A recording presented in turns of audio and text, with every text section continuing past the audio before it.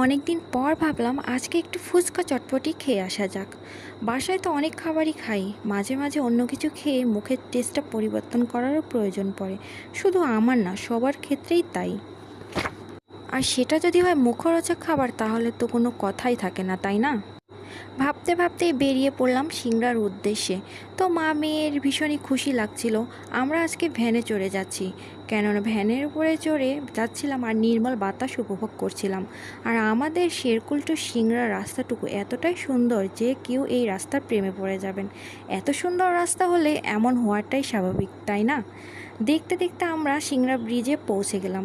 আর এই ব্রিজের নিচে যে নদী, সেটা কিন্তু অরিজিনাল আত্রাই নদী। কত সুন্দর, তাই না? এই তো দেখতে দেখতে আমরা বাজারে পৌঁছে গেছি।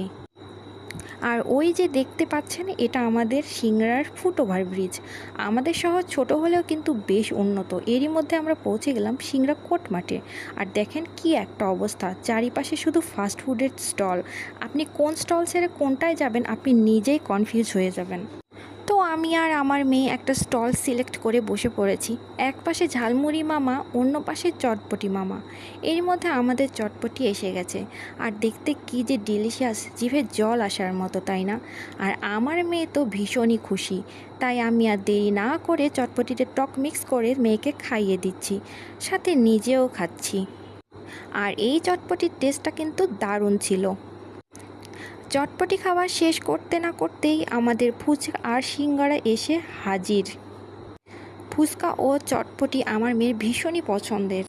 ফুচকা দেখে তো আমার মেয়ে হাতে তালি দিতে শুরু করেছে। মেয়ের মুখে হাসি দেখে অনেক প্রশান্তি লাগছিল। তারপর তাকে তার পছন্দের ফুচকা খাওয়ানো শেষ করে আমি নিজেও একটু খেয়ে নিলাম, এই আর কি। দুজন মিলে খাবারটা শেষ করে চলে গেলাম সুবর্ণ সরোবরে। সেখানে গিয়ে মা মেয়ে দুজন একটু ঘুরে ঘুরে দেখছিলাম, কি সুন্দর পরিবেশ, জাস্ট ওয়াও। ছোট্ট একটা ব্রিজ ছিল, দেখতে ভীষণই সুন্দর। আর ব্রিজের ওপর থেকে এপাশ অনেক সুন্দর লাগছিল, কেননা তখন অলরেডি রাত হয়ে গেছিল। তাই লাইটের আলোতে সব কিছু অপরূপ লাগছিল। তো আমার মেয়ে একটা ফুল নিয়েছিল সেখান থেকে। তো ফুলের গায়ে অনেকগুলো পিঁপড়া ছিল। আমায় এসে বলে, আম্মু দেখো আমার ফুলে কতগুলো পিঁপড়া। তো আমি আর কি করব, বাধ্য হয়ে পিঁপড়াগুলোকে ঝেড়ে ফেলে দিচ্ছিলাম। তো অলরেডি যখন রাত হয়ে গেছে, তো ভাবলাম এখন বাসার দিকে চলে যাওয়া যাক। তো আজকের ভিডিওটা এই পর্যন্তই। সবাই ভালো থাকবেন, আল্লাহ হাফেজ।